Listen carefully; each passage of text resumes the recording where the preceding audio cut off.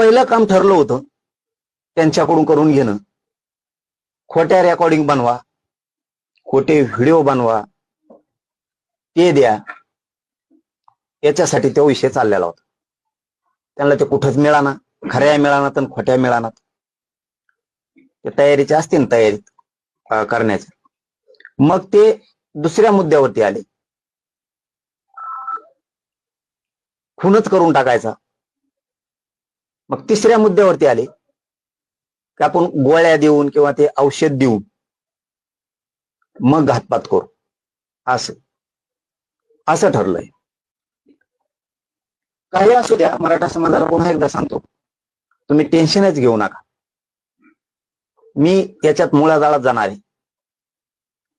तुमच्यासाठी सगळी घाण, तुमचे पुढे लेकरं आहेत, नातू आहेत, हे सुखासमाधानानं असल्या टेन्शन पासून मुक्त झाले पाहिजेत, असल्या नीच अवलादी संपल्या पाहिजेत. ते काम मी करतो. फक्त तुम्ही शांततेनं सगळ्यांना राहायचं. हे बघा, तो बीडचा कोण कांचन नावाचा माणूस आहे, तो धनंजय मुंडेचा कार्यकर्ता आहे किंवा पीए.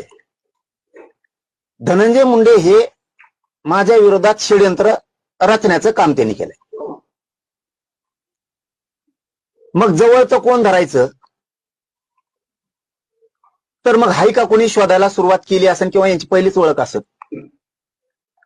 तर ह्या बीडचं पोरगा का कोणी तो पीए का कार्यकर्ता, त्यांनी ह्या आरोपींना घेतलं. यांनी सांगितलं असं आमजवळ हाई किंवा आम्ही मारतो, काय त्यांना माहित, आता ते तपासात होईल म्हणून तर बोला ना मी जास्त.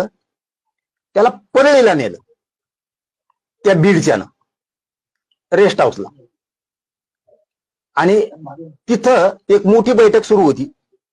ती बैठक धनंजय मुंडेंनी सोडली. हे आल्याला कळालं की याच्यापाशी 10-20 मिनिटाचा वेळ दिला. आधी